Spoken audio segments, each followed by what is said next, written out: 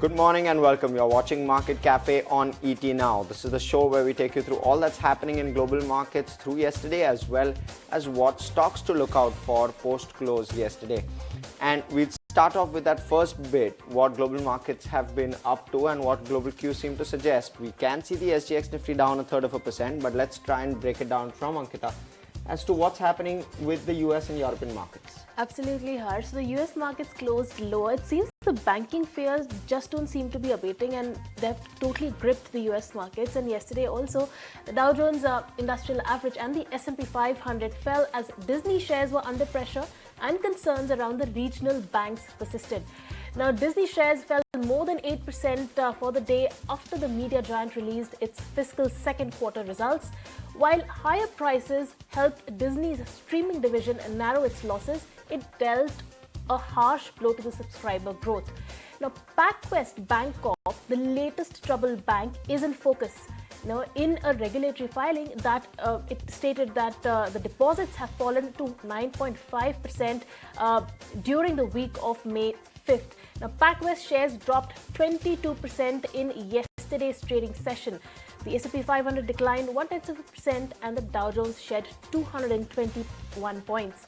Now, the Nasdaq Composite, however, was bucking the trend, added 0.1% in trade. Now, we also saw the PPI number that came out yesterday. Now, PPI, Producer Price Index, a measurement of wholesale prices, increased just 0.2% on a monthly basis in April. Now, economists poll by Dow Jones estimated PPI advanced to 0.3% last month. So it was cooler than what was being penciled in, just like the CPI number that came in a day before. We also had the initial jobless claims data that came out that grew by 22,000 for the week ending May 6th to 2,64,000. The latest jobless data was the highest reading since October the 30th, 2021, so which means that the labor market is also easing in the US. Now let's go across to the European markets. European markets closed marginally lower. Stock 600 was absolutely flat. DAX was down 0.3% and FTSE was down 0.1% in trade, Harsh. Absolutely. So we're seeing slightly lower on the indices. Very similar trajectory for oil. Oil seemed to cool off before it's seen a bit of a spike in early trade today. So what we're seeing from oil is largely a fallout of the political standoff with regard to the US debt ceiling. So that's point number one. That has had a knock-on effect when it comes to the jobless claims, as well as economic data coming through, including Chinese economic data. So what we're across the board seeing is a slightly lower consumption, which is aiding oil prices or giving a knock to oil prices, and hence oil prices fell roughly 2% in over yesterday. But currently what we're seeing is a bit of a uptick in oil. We've seen oil recover by around 0.5% or thereabouts. We're seeing WTI at just above $71 a barrel, and we're seeing Brent above $75 a barrel. So that's where we're at in terms of the band. All right, then we'll quickly move on and look out for the events that we need to keep a track of. For today's events, we have the Indian industrial production numbers that will be coming out. We also have the India CPI number that will be coming out. And in terms of earnings from the Nifty 50 companies, we have Cipla and Tata Motors that will be reporting their quarter earnings. And amongst the other companies, besides the Nifty 50 companies, we have Manappuram Finance, we have Polycab India, we have Colgate, Lakshmi Organics, Indraprastha Gas, DLF, Vedanta, Ethos Limited, Sapphire Foods, Hindustan Aeronautics, Hindustan Petroleum, and Alembic Pharma that will be reporting their quarter numbers as of today. And in corporate action, we have Tata Motors that will be holding a board meeting to consider its first dividend in over 6 years. We also have the Indian Overseas Bank that will be considering raising capital for the bank for FY24 through FPO and a rights issue, QIP and preferential issues. Also, we have TeamLease. The buyback issue will open via tender offer for the company today. Right, let's quickly move on to what global news seems to be sounding off. Now, the one person who, pretty much the entire economy respects is the JP Morgan Chase chief, Jamie Dimon. and when he talks, everyone listens. So he sparked off concerns around the US debt default and the impact from it. What he added to that is that the bank is conducting weekly meetings to address this particular piece. Despite this, he says that the regional banks are on a strong footing post good earnings, but regulators have to be prepared for any kind of knock-on problems. And the Bank of England reported they came out with their interest rate hikes, and they raised the interest rates by a quarter percentage point, 25 bips, that is, taking the new rates from 4.25% to 4.5%. That marks the 12th consecutive rate hike by the bank in the country. Now, the central bank also revised its economic projection for the year, flat for the first half of 2023 and then growing by 0.9% by mid-2024. Now, the country's April GDP print is expected on May 12th. The rate hikes came in as analysts were expecting on the back of slight cool-off in the inflation print in the month of March. Right, and we'll shift focus to Japanese giant SoftBank. It's posted a record loss. Losses have widened to $32 billion. Despite the tech rally, its tech-heavy vision fund posted losses and warned that geopolitical tensions between US and China, as well as disputes, continue to pose big market risks. And in the latest from Twitter chief, Elon Musk claims he has found a new CEO for the company and that he is stepping down from the post himself.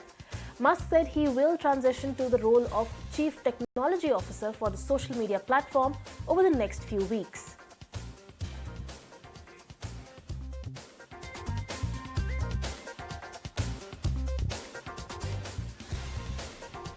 Right, that's a sum of what's happening in global markets. We'll slip into a short break and we'll shift focus towards the domestic arena on the other side. Stay tuned.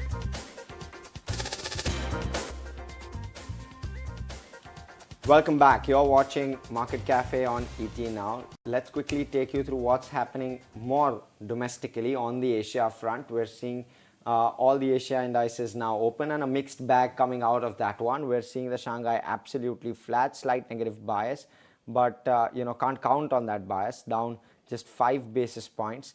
Let's quickly move on to the Hang Seng. The Nikkei, in fact, the Nikkei is up around 1% or so. So definitely positive on the Nikkei. The Hang Seng is also absolutely flat, up just about 0.1% or thereabouts. The Kospi is down around 0.5% plus, and the ASX 200 is absolutely flat as well. So you can see largely a mixed bag coming in. The Nikkei is positive, the Kospi is negative, and the rest of the indices flipping between that red and green at the moment. And you're seeing the SGX Nifty itself down around 70 points or thereabout, indicating a negative start for the Nifty at the moment. So down around 0.2% is where we're looking at how Indian markets will open.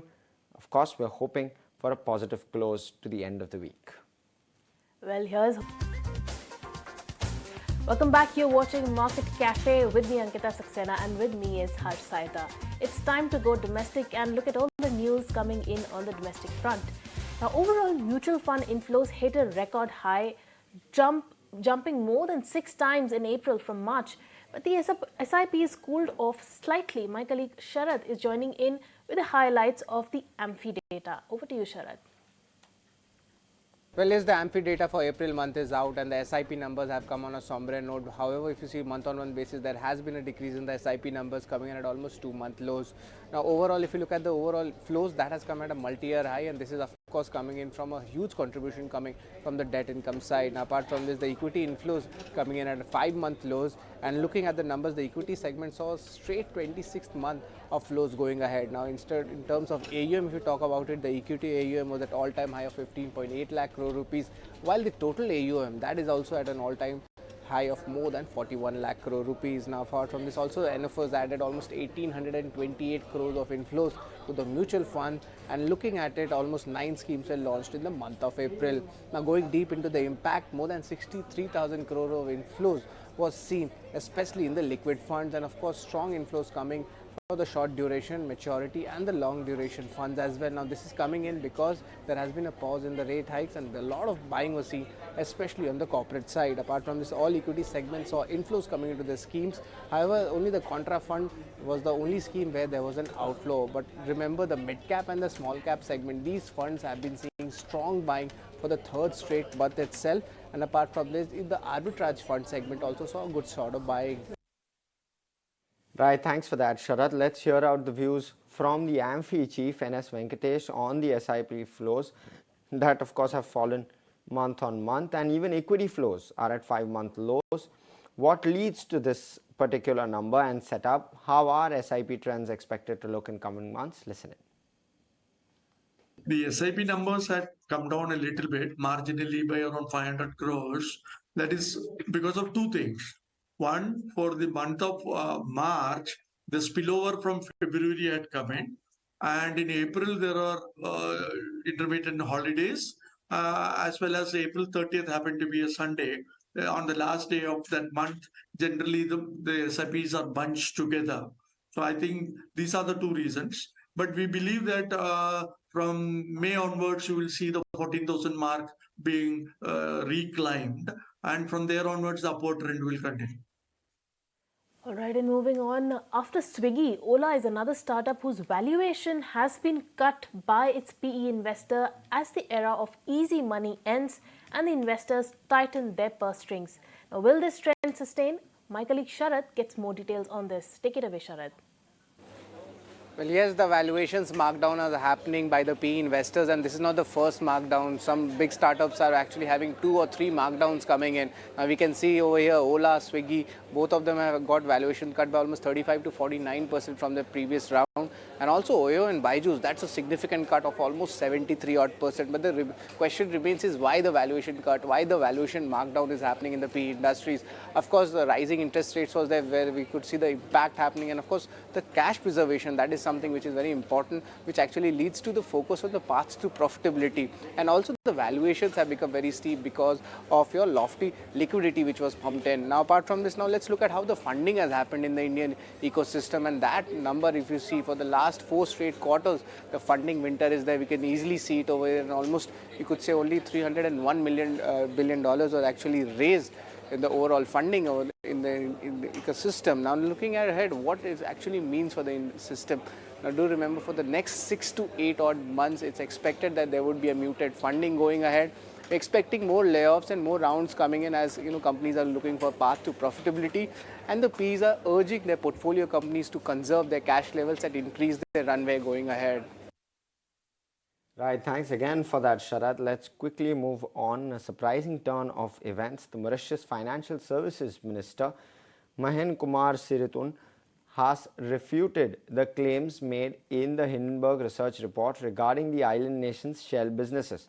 This has not only restored the enterprise's confidence, but has also resulted in a significant upward surge for Adani Group shares during Thursday's trading.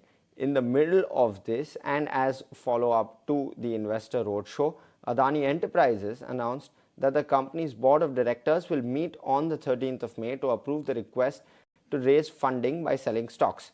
This comes months after the business pulled its 20,000 crore follow-on public offer in February amid the Hindenburg scandal, which wiped out around $140 billion of the port-to-power conglomerate's market worth.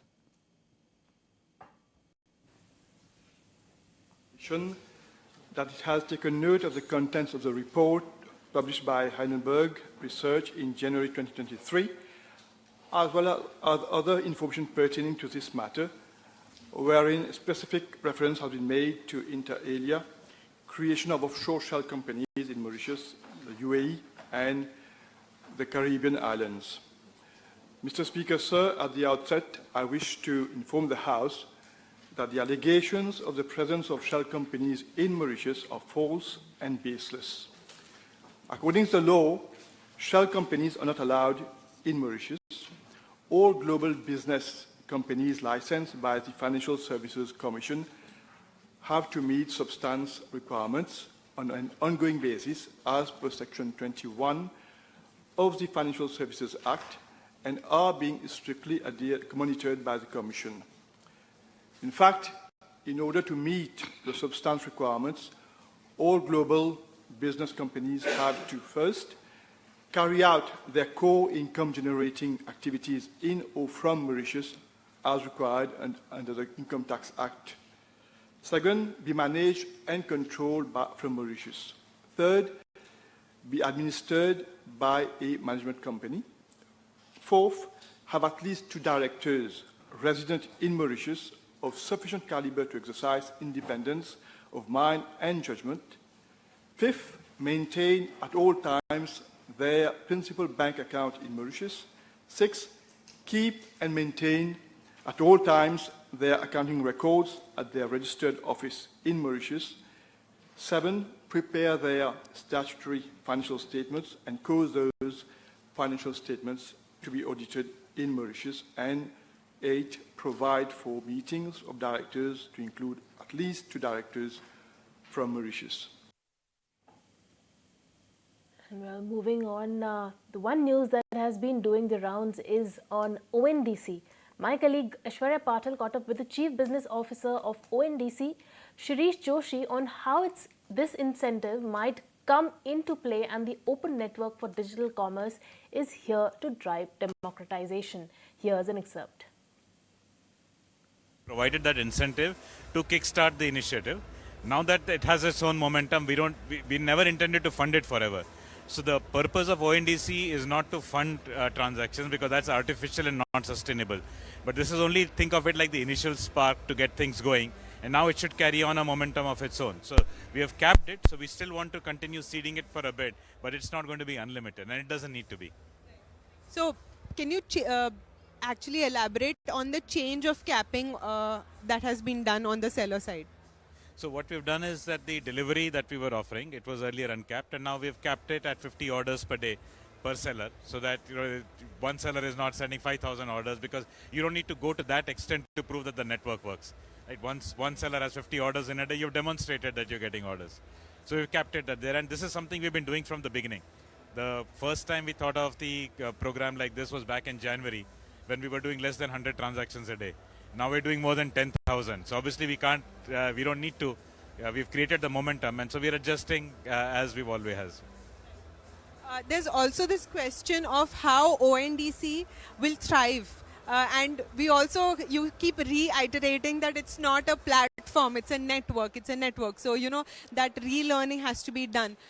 In a way, if you had to define ONDC for a layman and somebody who has never actually gone onto the buyer or the seller app to see what it's like, what it looks and feels like, how would you define it in the most simplest of terms? So for a layman, I think the simplest way to describe it is that now they have an opportunity to get access to a wide range of products and services all through a single application. That really is a promise. To a layman, I would not explain all the unbundling interoperability, because that's way too complex. But what, as an end user, you will experience is shopping experiences that are not possible. So you will see a lot more known neighborhood stores. Today, when we shop on platforms, we start by product, and we may land up on a store we had no idea even existed. So now you have an opportunity to buy from your known neighborhood stores. You have an opportunity to buy multiple categories of products and services through a single application. And so when you go on a holiday, you buy a flight ticket through one application, book a hotel in another application, a taxi to the airport on a third application. So each application today has become a specialist in one particular type of product or service. But on an ONDC buyer application, you can buy all of these, because everything is connected to everything. So you'll have sellers of all products and services available. Right, that it was the concept of ONDC being explained there, but let's quickly move on. Cash-strapped carrier, Go First interim resolution professional, the IRP Abhilash Lal, reached out to the airline staff that he sees the need for a fundraise. While speaking to employees, he emphasized on the need to get business back on track. Meanwhile, he also ensured employees that the airline remains committed to take necessary steps towards revival.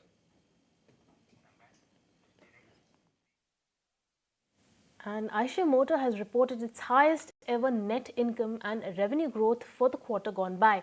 Net income surged 48% on a year-on-year basis. My colleague Shrishti is here to break down all those numbers for us. Take it away, Shrishti.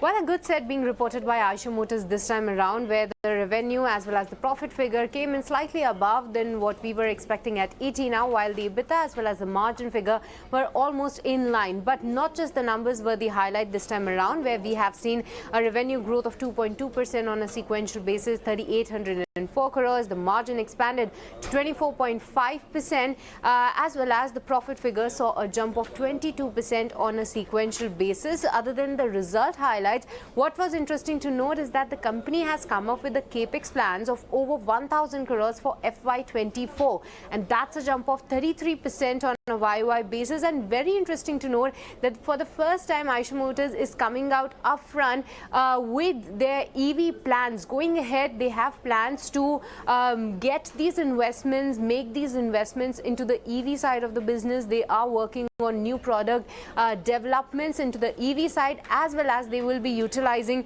the money towards the development of their ICE portfolio. For now, they haven't given a bifurcation in terms of how much of cash will be divided amongst the two, but other than that, what all the management commentary is about is very interestingly, and they have bullish stance on the international markets. Aisha Motors Royal Enfield, Mr. Siddharth Lal says that this time around in the year gone by have crossed over 1 lakhs of units in the international markets, and they see this as an inflection point for the international market growth opportunity.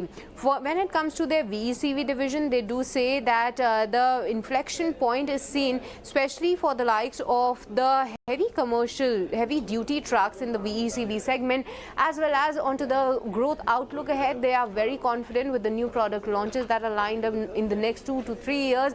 They are focusing on market share expansion. So those are the result highlights for Aisha Motors. A strong set this time around. Right, thanks for that, Srishti. But let's quickly move on. Let's also talk about a brokerage, JP Morgan, which has taken a neutral view on the stock, but they've hiked their target price to 3620 from 3420. What they believe is that the earnings beat was driven by the mix in the product, and volume improvement will be needed or will need to be sustained if valuations need to sustain. Also, what they believe is that Royal Enfield may struggle to outperform in the two-wheeler market from a growth perspective. So a couple of those points to be kept in mind when it comes to Aisha, but let's move on. Ankita. Yes, Harsh. So Asian Paints has announced a jump of 11% in its revenues for Q4 of FY23. Now, the net income saw a growth of 48% compared to same time last year. My colleague Vamakshi is here to break down all those numbers for us. Over to you, Vamakshi. Well, absolutely. When we look at the company's earnings, we did see that the revenue did come in line, but the company posted a very strong beat as far as the EBITDA, PAT, as well as the margins are concerned. Now, revenue came in at almost 8,787 crores, an uptick of almost 11% on a year-on-year basis. EBITDA also came in higher, much stronger at almost 30% on a year-on-year basis, but it is the net profit number that also stood out for us, 45% uptick coming in as far as the net profit is concerned. They reported a net profit of almost 1,259 crores. The EBITDA margins have also improved very sharply. 14% is where they were at we've seen actually an improvement almost 14% as far as the margins are concerned on a quarter-on-quarter basis. And when we look at the highlights that have come in from the business, the decorative as well as the non-automotive industrial businesses have registered a very strong double-digit volume as well as value growth.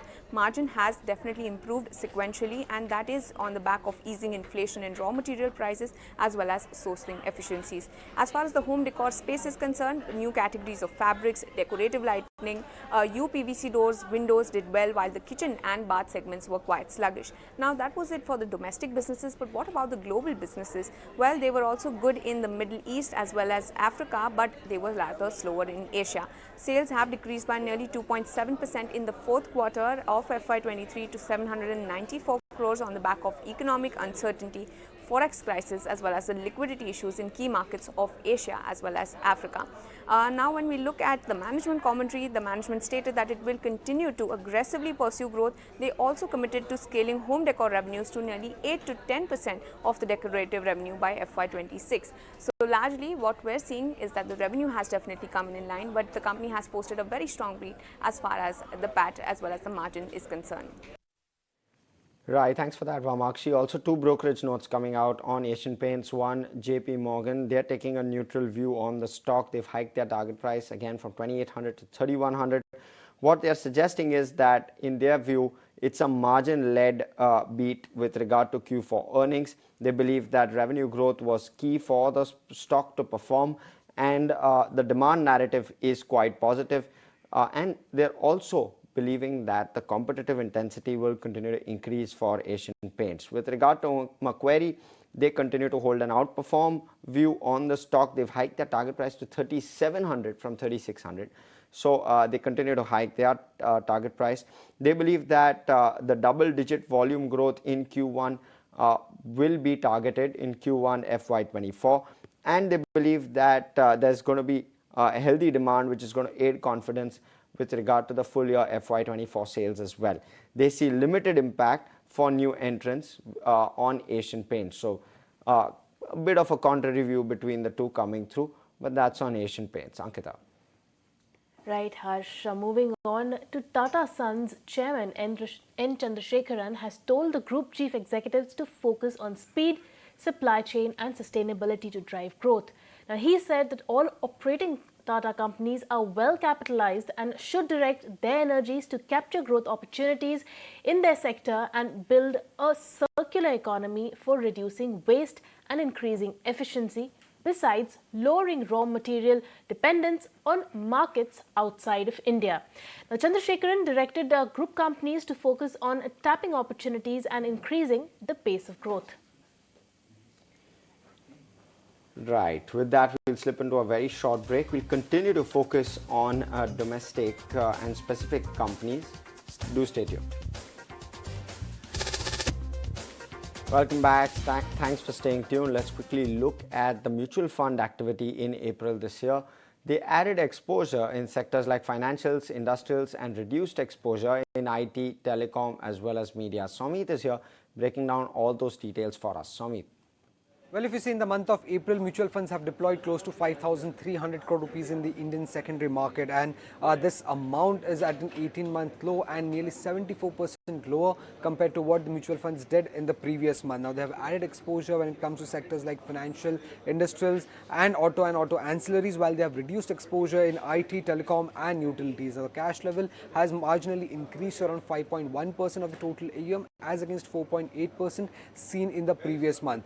When it comes to stock-specific action, mutual funds have seen buying Zomato for the second consecutive month, and this is despite a 22% rise in the share prices that we had seen in the month of April. Now, the weakness seen in the share prices of Infosys, Nykaa and NTPC was used as an opportunity by mutual funds to add more shares in these counters, while gains that we had seen in SBI, ITC and ONGC was used as an opportunity by mutual fund to exit or to sell some shares in these counters. When it comes to mid-cap space, the weakness that we had seen in CG Consumer share prices was used as an opportunity by mutual funds to buy more shares in this counter, and despite a more than 10% rise that we had seen in the share prices of BHEL, PNB and GMR Airports, mutual funds did not shy away from adding more shares in these companies. Now, IRFC, this stock gained around 19% in the month of April, and mutual funds have made most of it and sold shares in this counter in the month of April. When it comes to small cap stocks, IEX gained more than 20%.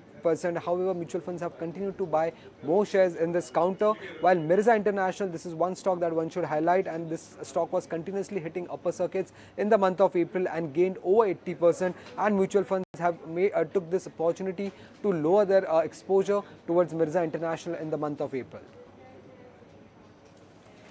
All right, thank you for that, Somit. Then we'll move on. Max Health, HAL and Sona BLW could see a positive trigger coming in on the back of inclusions into the MSCI index, while two Adani stocks could see an outflow. Somit is here again with us to get us a lowdown on all that happened with the MSCI rejig at the MSCI indices. Over to you, Somit. Well, the MSCI outcome of the May review is finally out, and these adjustments for these stocks will happen on 30th May, and these changes will be effective from the 1st of June. Now, among the changes that have been announced, the surprise element has come in from Sona BLW. Now, this stock was not expected by any analyst on the street to get included in the MSCI index, but MSCI has added this stock in their index, and analysts are now expecting the flows to be close to 175 million US dollars, which is nearly 9 times its 20-day average volume. Apart from this, Max Healthcare and Hindustan Aeronautics are getting included in the MSCI index. For Max Healthcare, the inflows are expected to be highest at around 295 million US dollars, which is nearly 15 times its 20-day average volume. And for Hindustan Aeronautics, analysts are expecting inflows of close to 195 million US dollars.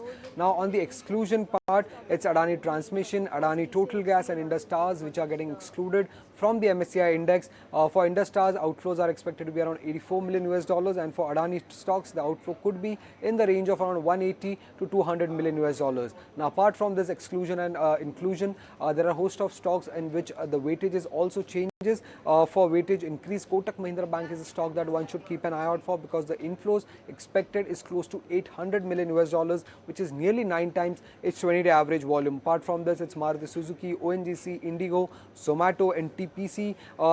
These are the stocks that could see some inflows because of higher weightage, and in stocks that could see an outflow because of a reduction in weightage. The stocks that would be in focus are Reliance Industries, Infosys, and Shree Cement, because for Reliance Industries, the outflow is expected to be around 150 million US dollars. For Infosys, it's 130 million US dollars, and for Shree Cement, though the outflow is lower at around 40 million US dollars, the amount is nearly 5 times its 20-day average volume.